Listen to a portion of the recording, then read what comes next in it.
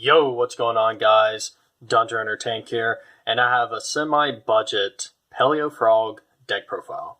Now, since this is semi-budget, I am not going to have Trap Tricks in here, which I actually don't have that card anyway, because it's probably going to eventually get reprinted and go down in price. So, but otherwise, 3 Swap Frogs, 3 Dupe Frogs, 2 Ronin Totem. It's the standard lineup. The frogs aren't really that expensive. It's of course cheaper if you don't get the super rares, but I was willing to put in the extra money for it. So just standard frog lineup. 2 Desires. 2 Scapegoats.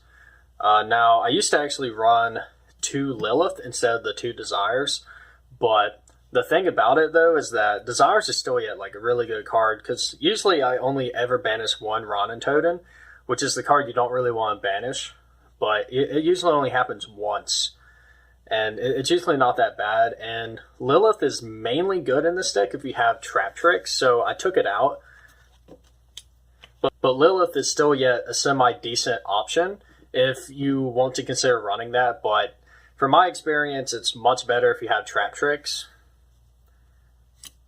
2 Dusters, 3 Lost Wind, onto the Paleozoics, 3 Morella, 3 Book of Moon, 3 Karma Cut, 3 MST. That's all the Paleozoics. So I actually really like the Morella because you get to dump the Lost Winds, or you can dump like more Paleo so you get additional Paleo chains. So yeah, it's good. I like all these cards at 3. Occasionally the Karma Cut can make you neg, but it's pretty rare though, because usually the discard is worth it, because you usually discard Lost Wind, or you discard a Paleo, or you'll actually potentially discard a card that's actually relatively good for next turn, but only like when getting this off is like really important, because like there's cards where if you banish them and they're like, you don't destroy them, you just banish them, like it just gets over a lot of stuff. And you have to consider that the Paleozoic cards, you can literally pick up all the Paleozoic cards of 3 outs if you get the commons, and then you get even the XYZs. And they're like $5 or $6, so it's very budget. Into the Solemns, Warning, Judgment, and the Strikes. So these are still yet semi-budget. The Strikes are like $3 or $4. Warnings, a few dollars. Judgment, you can get the ultra rare for like less than $1. On to the continuous trap cards. Order plus 3 anti-spells. I believe Order went up in price, so if you wanted to make it slightly more budget, you could run a 3rd anti-spell. And anti-spell recently got reprinted, so it's even cheaper now. But otherwise, Order is really worth running if you pick it up. So, and this is still yet like a semi-budget deck. This isn't just like a $30 deck. So, there's still going to be some pretty expensive cards, because you still need 3 Toadally Awesomes for this deck to run. Then we have 3 Ghost Matches. And this card recently got reprinted, so it's like $2 or $3. And it's a pretty amazing card. You can also run the Warlords card if you want to, or a mixture of the 2. And you also have Mistake, so those are other cards that you can consider. Onto the extra deck. Link Karibo, Link Spider, Proxy Dragon, Radiant, Double Me Starboy, Decode, and Top Logic. So I don't really have the more expensive ones in here, because I want this to be a pretty budget deck. And these actually work out pretty good. Like Top Logic can do quite a bit of damage, because you get the Paleo chains, special summon a Paleozoic underneath them, and you can basically just blow up all your opponent's monsters in the main monster zone. And so, Top Logic is a pretty good card, and Scapegoat's strong, so you should try to run it when possible. Opabenia, it's strong. It occasionally comes up. We have Cat Shark, and Cat Shark's mainly there so when we get over bigger monsters, mainly for like if you end up blowing up like a Awaken the Dragon, they come out with an Ultimate Falcon. You can basically use Toad to beat over it if you have Cat Shark. Nomlicaris.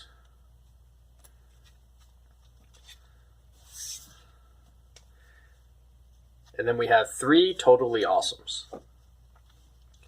So this is the main card, and this card was $5 each. But recently it went up a little bit in price, so it's like $7 each. But either way it goes, the deck is still yet pretty budget. You can pick up like all this deck for probably like $70, give or take. If you take like more of a budget route, you could probably cut down the cost even more.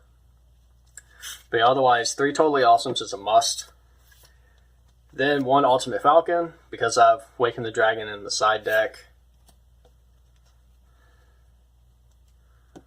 Tokens. Onto the side deck. 3 Ghost Ogre. Now, Ghost Ogre isn't really budget, but you could basically replace it with different cards because you can either potentially run other hand traps, but already have Effect Veiler in here, otherwise I'd recommend that.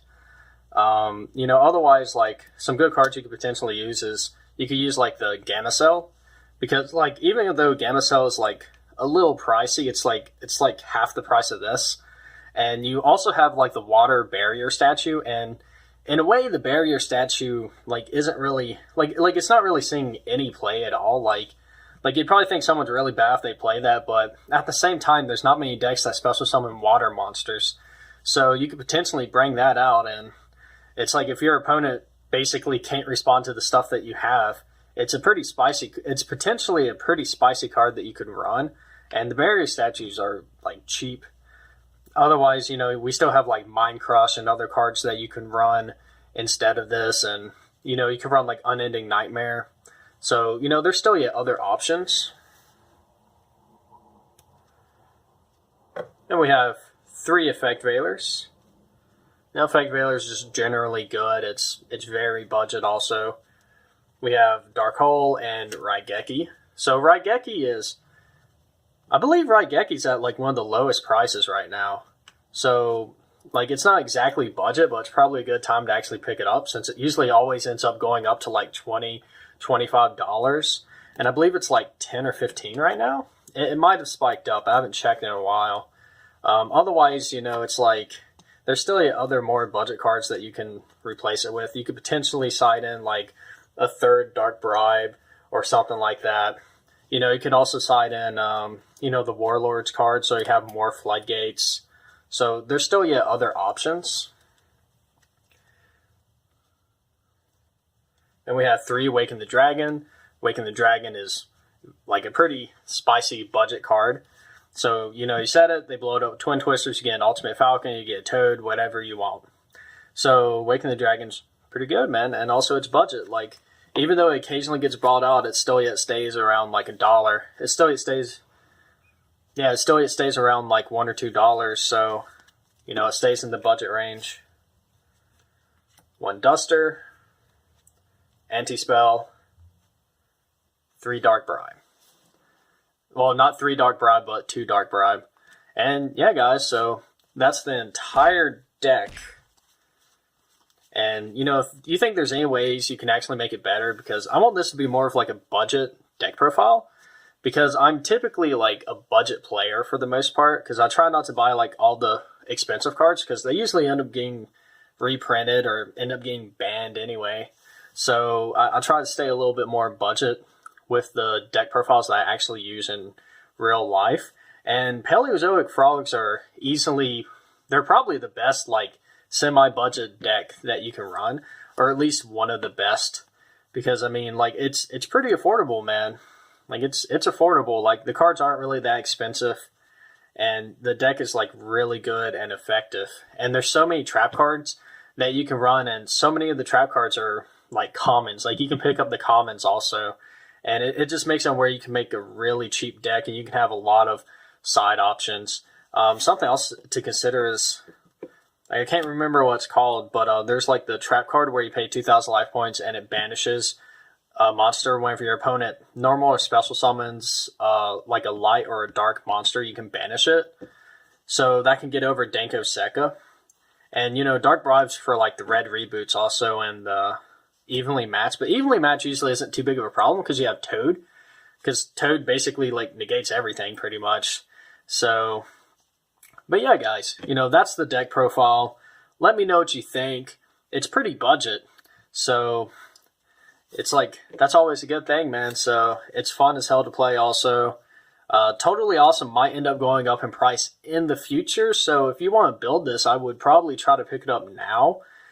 Because, I mean, the card's already gone up like $2, because I brought these for $5 each, and now they're like $7. I think maybe a little bit over $7 each.